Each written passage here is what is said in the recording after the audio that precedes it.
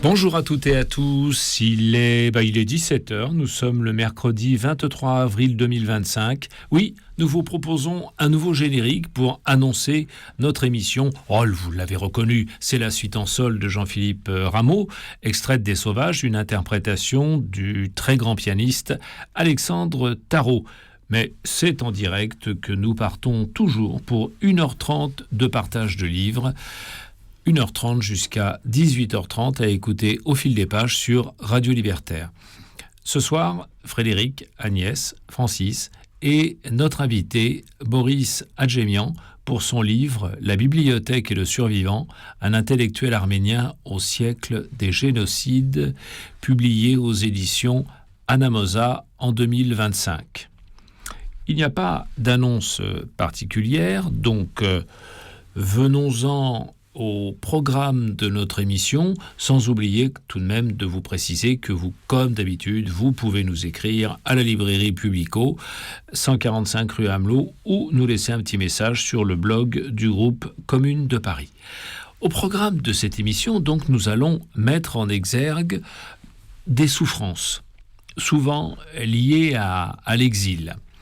Alors, pour première partie de l'émission, pour alimenter le débat, un premier livre pour alimenter le débat que j'ai découvert au Salon du Livre. C'est un livre qui est publié par les éditions Domance.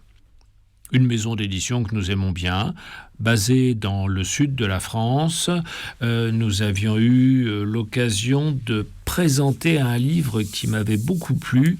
C'était un recueil des articles qu'Albert Camus avait publié en Algérie sur la misère. Ça s'appelait « Misère en Kabylie ».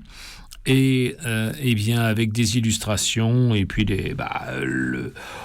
comment Camus explique la misère et ne soyons pas surpris de ce qui va inévitablement arriver, bien sûr.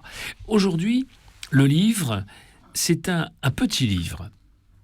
Pire est la mer que les déserts. Le titre est fort. En couverture, une jeune femme africaine avec un gilet de sauvetage, un sauveteur lui tend la main. Elle, au moins, sera sauvée et ne coulera pas dans les lames sombres de la Méditerranée, et ce grâce à SOS Méditerranée et à son bateau, l'Océan Viking. Les éditions Domance publient un recueil de poèmes de Pierre Esch-Hardour avec le concours d'Anthony Jean, photographe.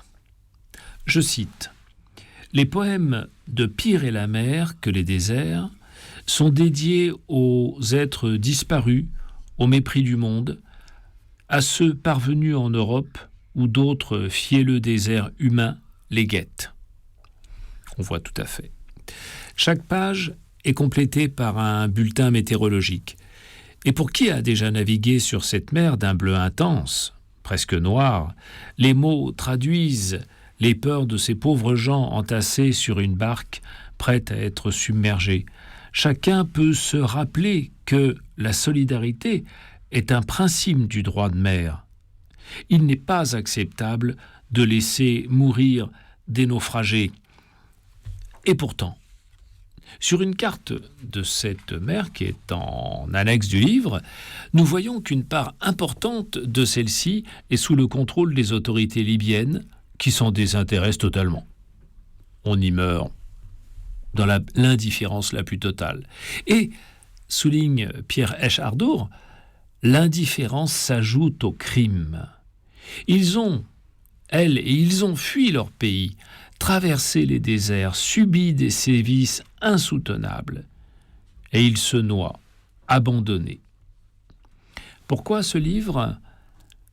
Pour sauver, protéger, témoigner, comme le souligne le sous-titre.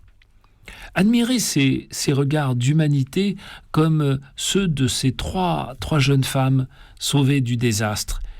Et oui, ils font partie de l'humanité, ces femmes et ces hommes, au même titre que nous.